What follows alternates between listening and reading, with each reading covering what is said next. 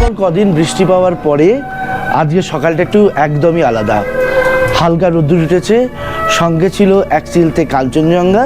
আর সকাল সকাল পাইন ফরেস্টের মধ্যে দিয়ে হাঁটতে হাঁটতে আমি চলে এসেছি মাহালদিরামের মনেস্ট্রিতে।